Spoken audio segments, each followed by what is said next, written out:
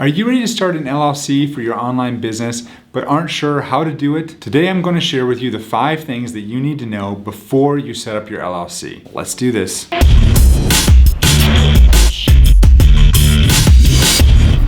Hi, my name is Jim Hart and I'm the founding attorney here at Hawthorn Law, where we help online businesses to get their legal house in order so that you can focus on what you do best, and that is building a business that truly is going to make a difference in the world. Today I want to share with you the 5 things that you need to know about setting up your LLC, otherwise known as a limited liability company, from the very beginning. I want to do this video today because I've done a lot of videos lately that downplay the importance of forming a business entity for your online business. And if you're just getting started with your online business, you may not need an LLC just yet. But for those of you that have assets to protect, are earning some revenue, and maybe you're in a high-risk business, then filing an LLC could actually be a very smart choice for you. But the problem for many of you is that you aren't sure how or where to file your LLC, and if you do it the wrong way or in the wrong place, you could end up wasting hundreds of dollars, maybe even thousands of dollars, and then have to go through the process all over again, spending additional money on lawyers, state fees, and a variety of other expenses that maybe you can't foresee right now. So today I want to share with you the 5 steps that you need to know to file your LLC correctly from the very beginning. Let's start with number 1, and that's deciding on which state you want to file in. The first thing you need to do whenever you're deciding to file an LLC is figure out what state you need to file in. Many people are lured into filing in a state like Wyoming or New Mexico or Delaware because they read somewhere online that these are the best states to do business in and form your LLC in. Honestly, this is a huge mistake. For the vast majority of you out there that are building an online business, you're going to want to file your LLC in the state where you live and operate your business. Now, there are a number of reasons for this that frankly are beyond the scope of this video, but just trust me, you want to file in your own state. Don't make things harder than they need to be for yourself. File where you live. And I've got some other videos on the channel that talk more in depth about why it is important to file in your own state, so make sure to check those out if this is something that is really starting to trip you up. Step number 2.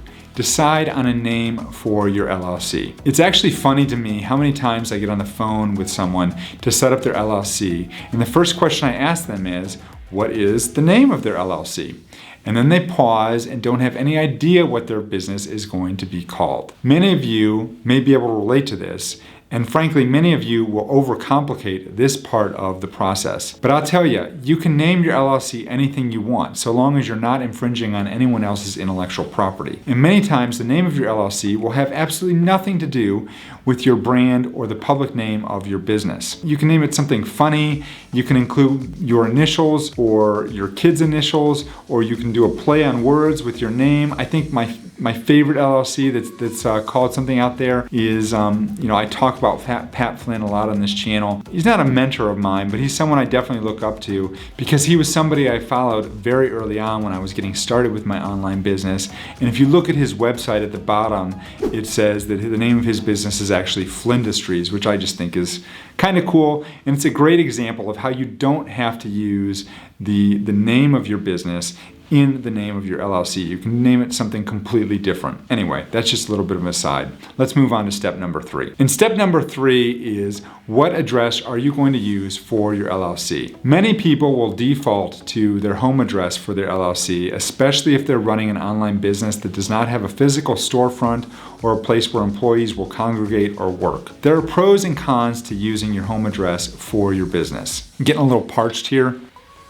This is actually my second time through again today because I forgot to turn on the microphone. One of these days, I'm gonna get a microphone that's got a light on the front that tells me if it's on or not, so that I know whether or not I'm actually talking to it when I'm doing these videos, which would be important. All right, so back to using addresses for your LLC. The biggest pro to using your home address is that honestly, it's free and it's easy, but that's just about it. For most of my clients, I recommend that they find a virtual address with a company that can scan and email their mail, deposit checks, and forward important packages to them, as well as discard junk mail. You'd be amazed at the stack of junk mail I get here in my office still today. If you use your home address as your address for your online business, then all that mail is just going to be going to your house and wasting a lot of valuable recycling space, I guess. Now, will using a virtual address cost you a little bit more money? Yes, absolutely it will, but it will also keep your home address private and keep you from getting all that junk mail. I've included an affiliate link down below to my preferred vendor for this type of service. Check them out, use them, don't use them. It's not going to cost you any more money to use them, but if you do go through that affiliate link, it gives me a little bit of cash that I can use to invest in better videos for you. Number 4, determine whether you need a registered agent for your business. If you read in a lot of online business forums and groups, you're probably going to find a lot of people who are going to tell you to skip the fees and serve as your own registered agent. I'm here to tell you that that is a huge mistake. Now, I'm a lawyer and I have my own office, and my office is right down the street from my home. I still use a corporate registered agent, the same registered agent that I use for all my clients. And if you don't believe me, you can look up my law firm on the North Carolina Secretary of State's website and see who I use for my registered agent. If you decide that you're going to serve as your own registered agent, you're going to need to have someone at your physical office location at all times during normal business hours to accept service of legal notices, lawsuits, tax information, and many more important legal documents. But here's the thing, if you're dreaming of building an online business that's going to allow you to work when, where, and how you want, then being in an office during normal business hours every single week isn't really going to work from you. How are you going to work from, some tropical island or, like in Thailand or Costa Rica or someplace like that if you have to be in your office, 40 hours a week to wait for a legal notice that may or may not come? I'll be honest. You can't. So you need to hire a corporate registered agent to provide this service for you. The typical fees for this are anywhere between $100 and $200 per year. Trust me, you'll be glad you signed up for this service and the peace of mind it provides you. Again, I've partnered with an amazing company that will allow my firm to serve as registered agent in all 50 states for my clients, and there's a link down below to get started. So step number 5 is to file your articles of organization. Now that you know where you will start your LLC, your name, your address, and who you're going to use as your registered agent, it's time to fill out and file your articles of organization. This is the legal document that you must prepare and file to officially form your LLC in your state. And to do this, you just need to go to the website of the Secretary of the State in the state where you live and are doing business and search for articles of organization. There is typically a form that you can download and complete for every Secretary of State's office. Now, after you've filled it out, you're going to need to sign and send it back in with your filing fees. In some states, this can all be done online, while others are going to make you actually fill out the documents, print them off, and mail them in with a check. It just depends on what state you live in. As always, if you have any questions, we're here to help you through this process. Just head on over to www.hawthornlaw.net/DIY-LLC to get started today. Now, once you have your LLC formed and ready to go, there are a lot of other things that you're going to need to do. Here's another video that I prepared that's going to talk to you about everything you need to be considering to keep your LLC safe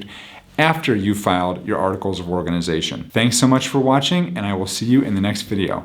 Ciao.